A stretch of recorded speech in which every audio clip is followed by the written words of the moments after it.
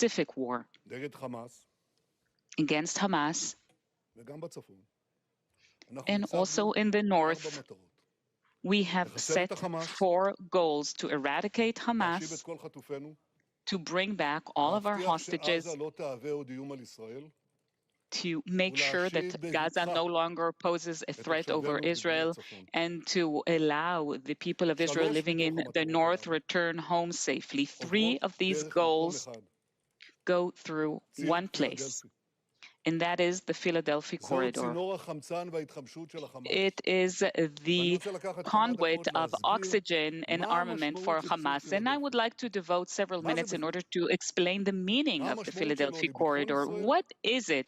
What is its significance for Israel's security? What is its significance and importance in guaranteeing that we won't face another October 7th and another October 7th and another October 7th, just as Hamas promised that it would do? So first of all, I'd like to show you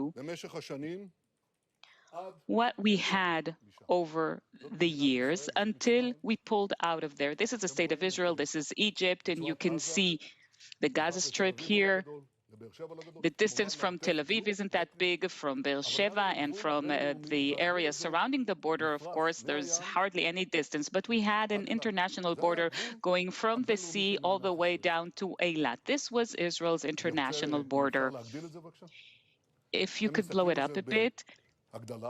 So if we see this now, as we zoom in, you can see that throughout these borders, the maritime border is under our control, but the land, the ground border isn't under our control.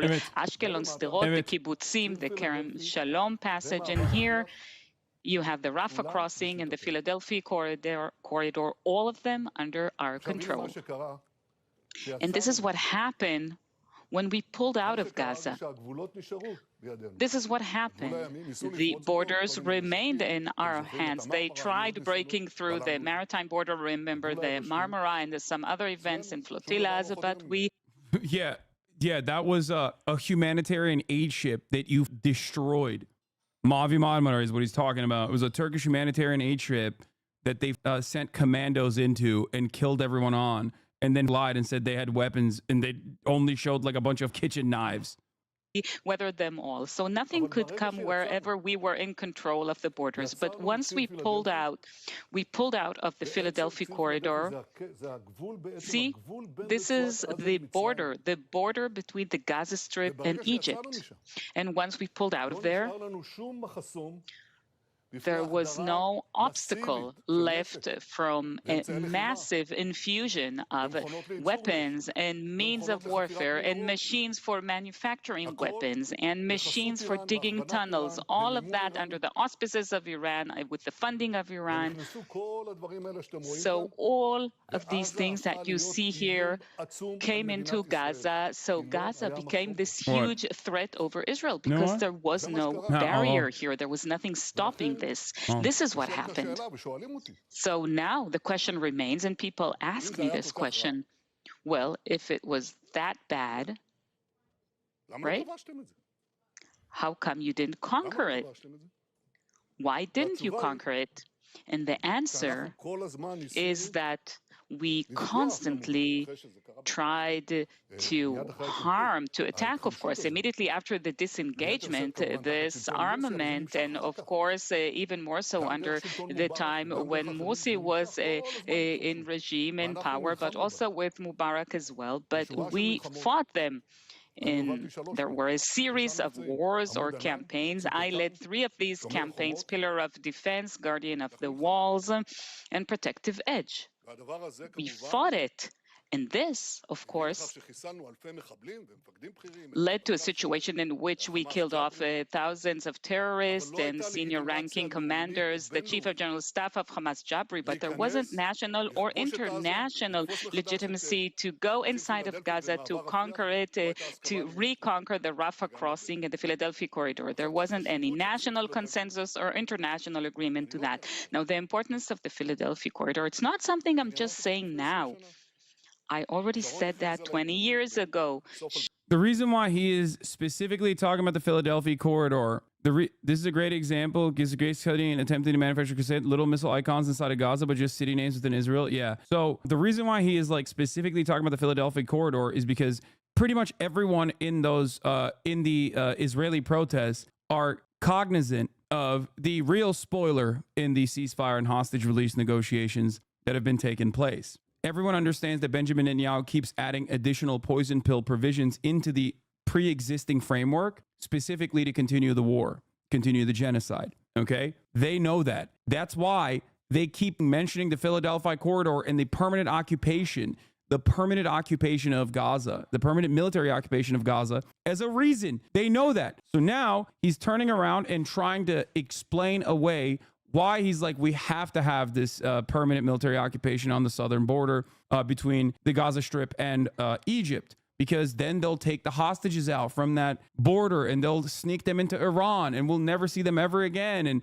all this other bullshit. The irony, of course, is that, dude, if you did the ceasefire deal, you would have the hostages. And everybody understands this, with the exception of dumbass Americans, okay? And the reason why, and I hate to say this, dumbass Americans don't understand it, is because our media does not actually cover the situation and has done a great disservice in an effort to tie themselves, in an effort to continue the Biden administration's absolutely insane suicide pact with Benjamin Netanyahu.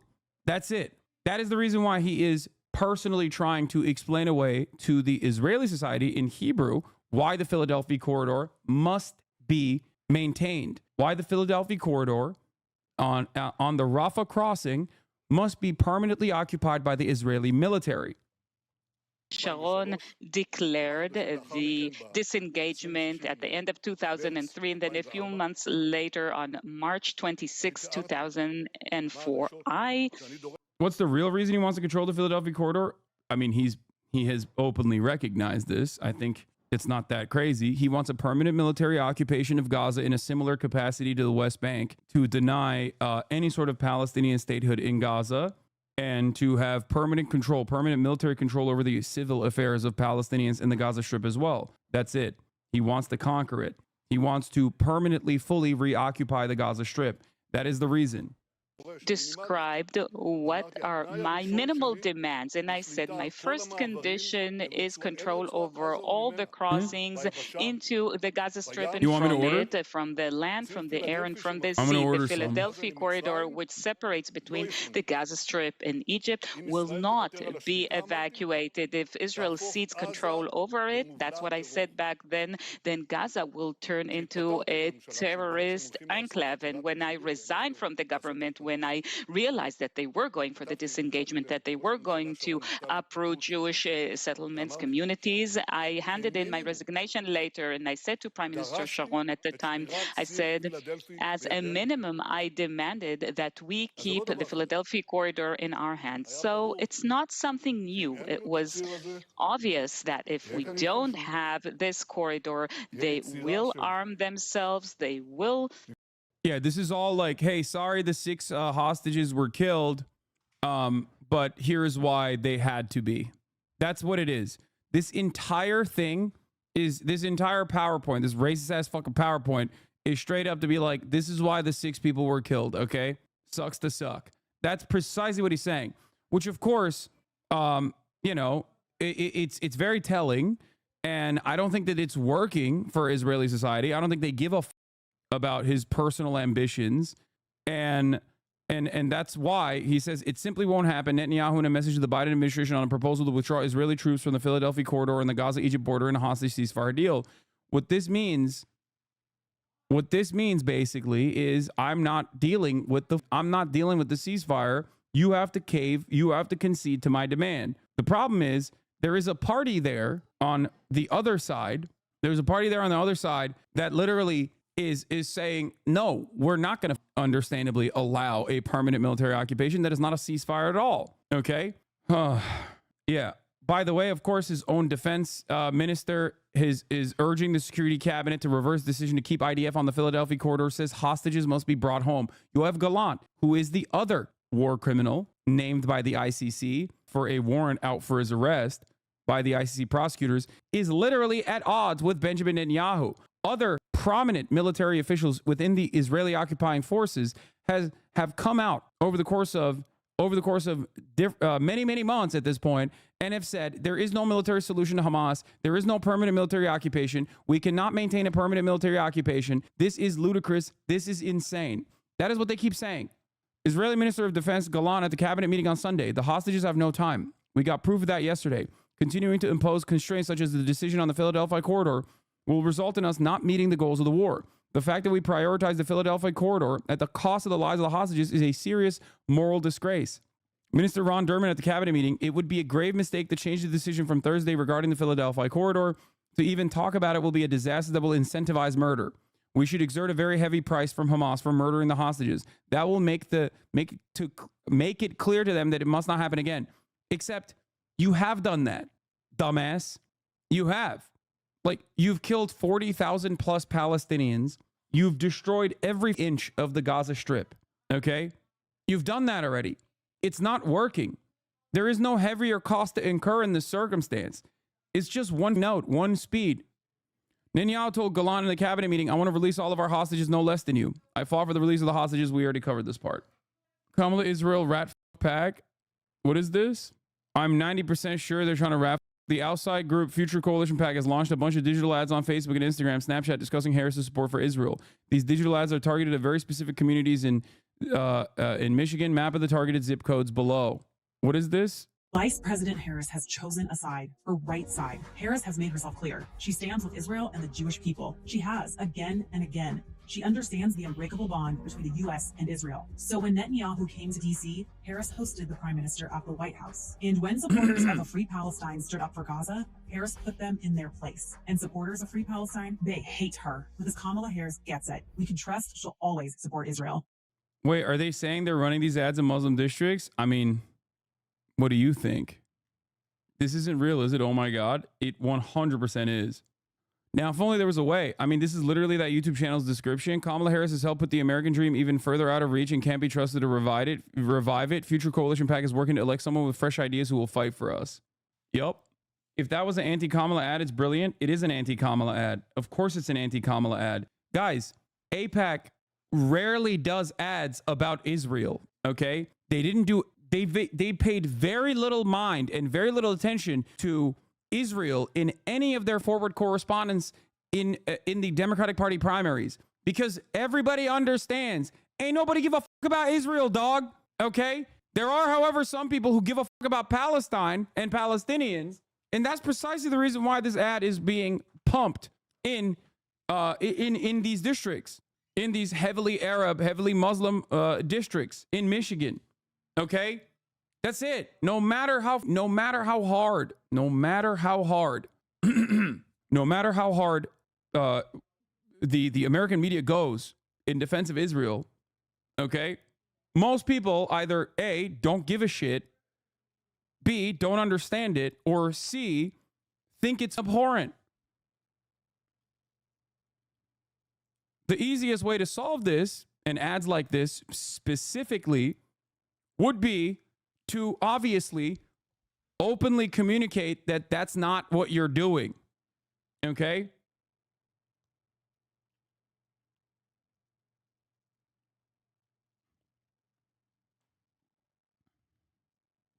Yeah, it's a Republican ad, dude.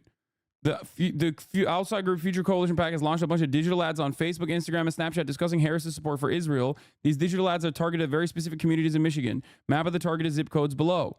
It's very obvious what the fuck is going on. They're hitting Kamala by saying, look, she's incredibly pro-Israel. She's the most pro-Israel politician ever. Look at how pro-Israel she is. The unfortunate reality is she is pro-Israel. That's it. Until she comes out 10 toes down and says something very different than what she has communicated thus far, she is unimaginably pro-Israel. She is running towards Joseph Robinette Biden, who we all know is majorly pro-Israel, okay? And it's a deterrent. I mean, he is so pro-Israel that it is bad for not only America, but America's soft power capabilities in the region, America's hegemonic status, America's interest in upholding at least this faint idea of the international rule-based order. Like, he's up the bag entirely, even for the American State Department. And she is running alongside that. She is marrying herself to this idea at a time when Americans, when polled, say Trump was significantly better than Joe Biden on Israel. Think about that. But she is pro-Israel. What the fuck are you saying? No, I'm saying that she is. I'm saying that. So until she changes trajectory, changes course on, her correspondence or communications, separating herself from the Biden admin, trying to apply outside pressure, even though she is also capable of applying inside pressure as the vice president, telling the public that, like, no, this is not me, and that we need to change course, and this is the right thing to do going forward. She's cooked. It's a lib-aligned pack. I doubt it. So many of these different instances where I've fucking talked about this on Twitter. Okay. So many videos I've made on this matter. Every single person came in here and told me I'm wrong and that I should just shut the fuck up about Palestine and that people won't care about it and people are not going to care about it and that Kamala Harris is actually working tirelessly behind closed doors and that they're doing their very best for this reason or for that reason. Everybody looked for an outlet. Everybody looked for a reason to be like, no, this is actually good. This is actually a good thing. Kamala Harris is like leaning in because she doesn't want to fuck up the ceasefire negotiation or whatever. No, she should have been applying pressure instantly. Okay. Nothing behind closed doors. Openly, she should have been applying pressure to the Biden administration if she wants to win this goddamn election. Okay. I get it. People are desperate for change, and the Democratic Party gave them some crumbs of change that made it seem like things would be different. I understand that, but I told you time and time again. I mean, yeah, I said I can't be alone in thinking that Kamala should probably stop referring to Joe Biden at all going forward in her campaigns. I also said Kamala Harris should separate herself from Biden. Real Hillary moment from Kamala telling anti-genocide protesters that they want Trump to win if they keep speaking out of turn like that. But it's not just that.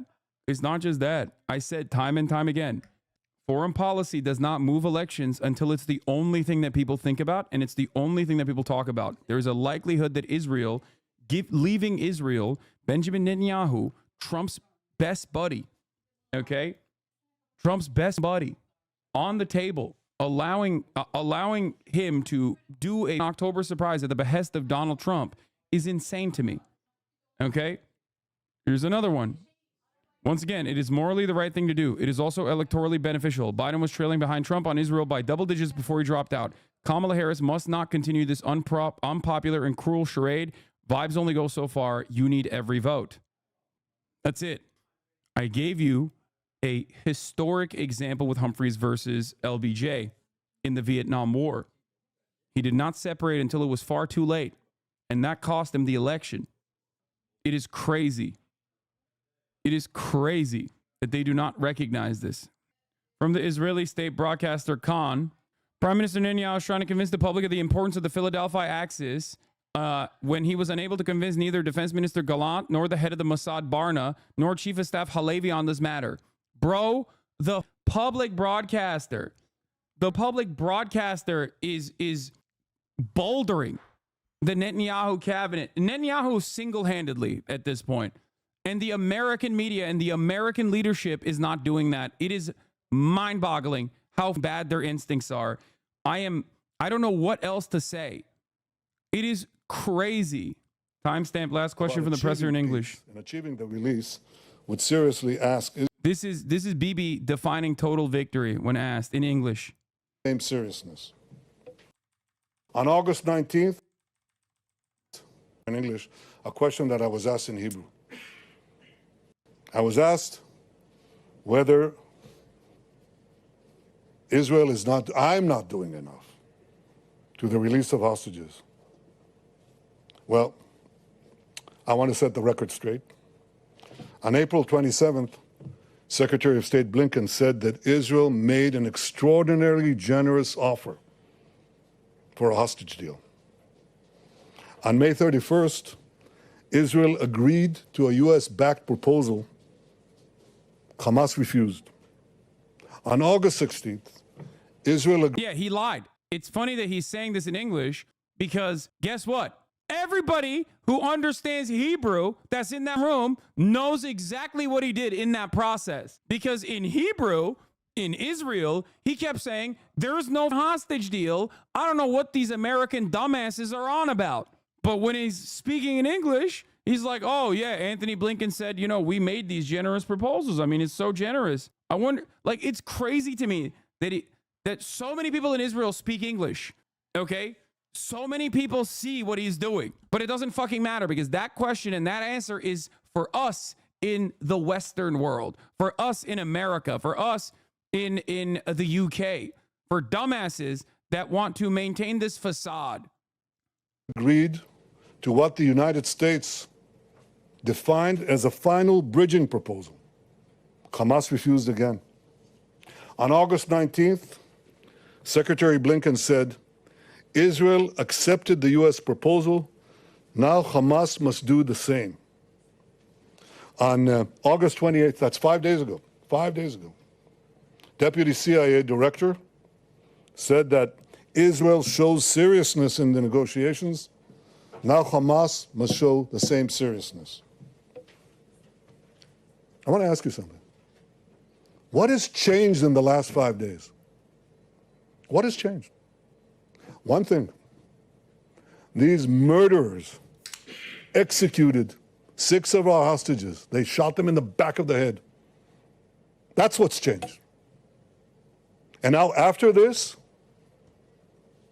we're asked to show seriousness? It's crazy because, like, again, this is for the Western world. This does not work in Israel any longer. That's why this conversation that took place a couple hours ago in English is one thing, but what's going on right now in Israel is an entirely separate thing. So do not be duped. Here it is. The Prime Minister's official residence, Lirat Shavit in Jerusalem. Determined protesters break through the police barricades to get to Netanyahu's residence. It's not a logical leap to assume that they are lying about Trump if they're lying this blatantly about Israel. What do you mean? Yeah, but we know what Trump has done. Trump's actions are directly responsible for October 7. Like his actions of giving Israel everything, Abraham Accords, all of that greatly worsened the conditions of everyday Palestinians and greatly increased the brutality that Palestinians were subjected to. And I talked to Palestinians in Gaza, and even they personally think, well, under Trump, you know, we weren't being bombed this hard. That is a real thing, okay? Because it's very difficult for people to recognize what is going on right now and then, you know, think about anything else. They see the Democratic Party sending bombs to Israel, and those bombs are being used to kill their friends, to kill their families, okay? I know what the truth is. The truth is, of course, Trump would be significantly worse. The truth is, Trump has been significantly worse, but it does not matter. Do you understand? It does not matter because Trump is currently not the president, and that gives him a shit ton of benefits in terms of how he can message out of this. And he's done a relatively decent job so far in terms of like angling it in a way where there's an out for him so that people just imagine people just project their own values into Donald Trump. They think, oh yeah, he is a peaceful dove. Okay? Do you get what I'm saying? Do you understand? This isn't correct, but people don't make correct, calculated, logical decisions when they're voting, which is precisely the reason why you have to communicate all the time exactly what your policies are. You have to demonstrate messaging discipline. There are and if I know this, obviously Democratic Party operatives know this as well. Okay? So do we give Trump a chance? No, I'm not saying that, man. I'm not saying that at all. Please understand. You know what my position is on this. There's a difference between what the truth is and how people perceive it, okay? That is what I'm saying. Jesus Christ. Yeah, he just says he will negotiate perfectly and end this war. Genius how vague it is. Exactly. It's the same principle behind Donald Trump being like, I'm going to cut prices. I'm going to cut grocery prices. Kamala Harris comes out and says, this is how we're going to cut grocery prices. He says, that's communism. How are you going to cut grocery prices? I'm going to cut it. Think about that, okay? Someone's going to clip this and say you're pro-Trump, Lamau. I don't care. I don't care what people do. Like, if people are that invested in, like, you know, scarring my reputation or whatever in the midst of an ongoing genocide, as I'm literally talking about how Democrats should communicate better if they want to win, okay, then, you know, those people, what are you going to do? Here's Netanyahu's plan for a Palestinian state. Basically, shove all Palestinians to Gaza. The West Bank is erased. This is ethnic cleansing. I mean, it's exactly what it is. Yeah, they even bring up the Khabib clip. Thank you. This has 96,000 likes, man. I'm telling you, people want to imagine. People always have a tendency to project what their own personal desires are to their politicians, especially if their politicians are perceived as charismatic. Okay? And in the absence of, like, counter messaging from the Democratic Party, of course, people are going to make their own minds up. I know, I don't know. I got a little girl 50 times. Thank you, man. I know, I don't know. I got a little girl and I got to see. I think this could be it. Well, if it is 50 times. And by the way, this is not my own inference. This is not just me, like, anecdotally talking about the things that I've heard from Arab Americans or even Palestinians stuck in Gaza that are currently experiencing a genocide. This also shows up in the data, okay? There is empirical evidence to back up this sentiment that Americans broadly want a ceasefire and even want to deny weapons transfers to Israel, but simultaneously, those very same Americans, when polled, think Donald Trump is going to do better than Biden did. He was, you know, leading by double digits on Biden on the issue of Israel-Palestine. And now, more and more, he's leading on Kamala Harris as well. Kamala Harris was closer early on to Donald Trump in terms of, like, who would do better in Gaza, okay? And now, her approval ratings on Gaza are worsening because she keeps coming out and tying herself to the current administration and their deeply unpopular policies. It's that simple. It's not that hard to understand. It is not that hard to understand. Also, Trump has given way too many flip-flop passes by the public and the media. He can tell Palestinians will end the war while also telling Israelis and Jews will finish the job, and no one bothers to question him because he's Trump. Exactly. No, absolutely. Absolutely. Hasan, the hilariously sad thing is Trump was talking about Russia, Ukraine. Oh my God, I said this. Oh my God, I called this.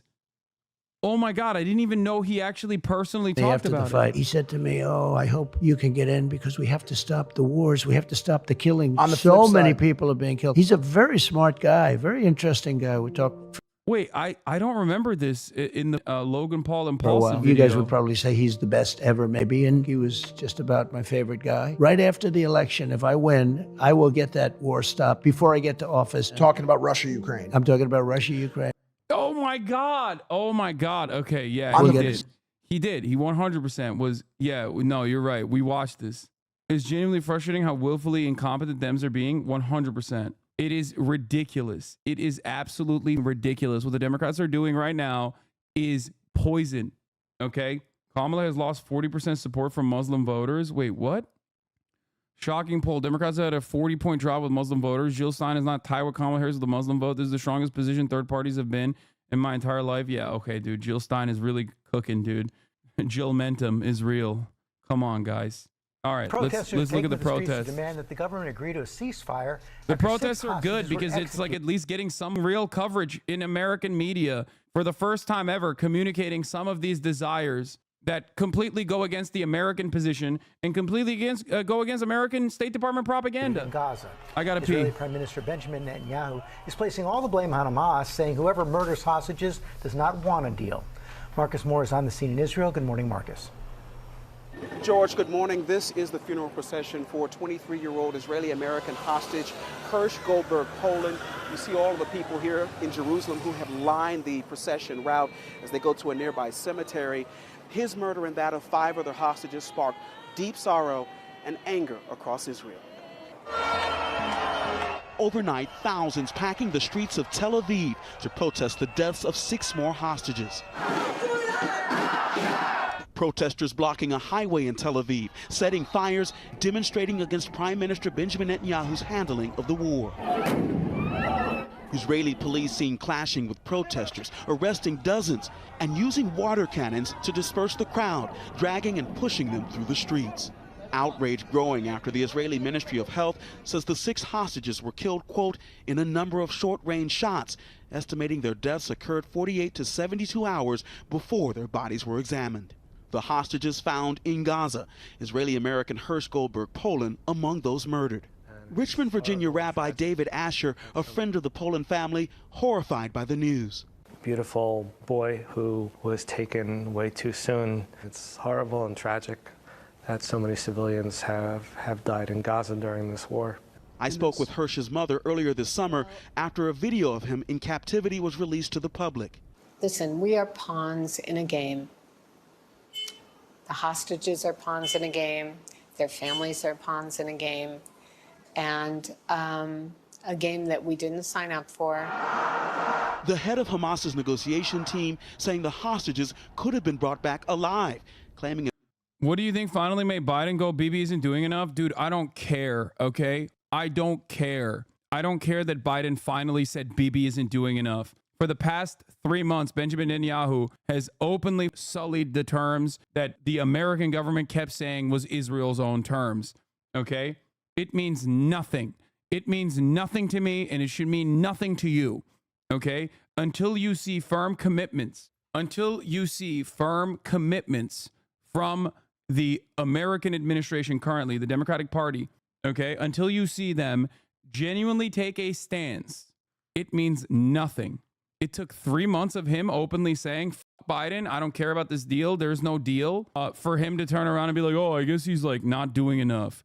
That's the strongest condemnation publicly that he's given to Benjamin Netanyahu. It does not matter, okay? For the past 11 months, Biden has come out and been like, I want a 2-state. Benjamin Netanyahu comes out the next day, says, F a 2-state. How about a no state, okay? Every day, rinse and repeat, every day for the past 11 months of this ongoing genocide. It is so ridiculous. Oh, wow. Finally, he said, Benjamin Netanyahu. Finally, he recognized the truth. Here it is in January 14th, 2024. Biden running out of patience with Bibi as Gaza war hits 100 days. Until he says, we are going to follow international law. Until he says, we are going to stop. We're going to follow American law that is already in the books in terms of weapons transfers to Israel. We cannot do it anymore because Israel is very clearly committing gross human rights violations, and therefore we cannot give them any more weapons. It is against the law. It is illegal under American law to continue giving weapons to a country that is openly violating international law. Okay? That is in the American law. Ain't nobody's out here demanding Biden, invade Tel Aviv or some shit, okay? Which you could make an argument under international human rights and international law to do such a thing, but we're not even saying that. People are simply saying, follow the law in the goddamn books, okay? Follow the law in your own books, because he is in contravention of international law and also American law every single time they send weapons to Israel. Every single time. That's why it's important that the UK is at the very least stopping some weapons transfers. Anyway, so him consistently saying, oh, I'm mad at Netanyahu, it's nothing. 30 licenses out of 350 doesn't matter. 30 licenses out of 350 is still good because last year it was 0. It was not even a question. My concern now is that Netanyahu is saying Hamas will pay a very, very heavy price, will be him killing Sinwar in the middle of negotiations to get a ceasefire, thus ending negotiations and using the hostage killing as a justification. I mean, I feel like they haven't been able to kill Sinwar yet, so I don't know how the fuck they're going to do that now. Who knows? And it's not Yahya Sinwar that is, causing people to be up in arms against this genocidal apartheid state. Okay? It is the fact that the genocidal apartheid state exists that causes people to rise up in arms. So Yahya Sinwar dies, but that doesn't mean the resistance dies. Of course, people are still going to resist. Israeli Prime Minister Benjamin Netanyahu is the reason for their deaths. Both sides trading blame. Netanyahu saying Sunday, quote, he who murders hostages does not want a deal. An Israeli security official confirming to ABC News 3 of the killed hostages were set to be released, according to a July draft of the ceasefire deal. This is the most damning part of this, okay? By name, they said, "You seem mad." I mean, I don't know how you wouldn't be. So much senseless death and destruction so far over the course of the past 11 months. Everyone is screaming bloody murder. There is no good reason to continue this dance. There is no good reason. We are locked in, as the United States of America, we are locked in at the mercy of a madman who is even at odds with his own war cabinet at times in continuing this death and destruction. And he has a personal reason as to why he wants to do it. How the fuck are you not mad? We're having this conversation when tens of thousands, if not hundreds of thousands of Israelis are storming Benjamin Netanyahu's primary residence, demanding a change in the way that Israel has continued waging this genocide. Of course I'm going to be mad in this situation. They're mad too. I'm shocked that you're not, you know? Aviva, the wife of Israeli-American hostage Keith Siegel, concerned her husband could be killed at any moment. We need all the hostages home. This morning, the protest continuing as thousands take to the streets demanding the hostages be released. And another look at all of the people who had gathered here to pay their respects to the Goldberg Poland family. There are more than 90 hostages still in Gaza, several of them Americans, and according to officials, the belief is that only half of them are still alive. Families here in Israel urging the Israeli government to accept a ceasefire deal to bring the rest of the hostages home. Michael. Yeah, I thought that with those families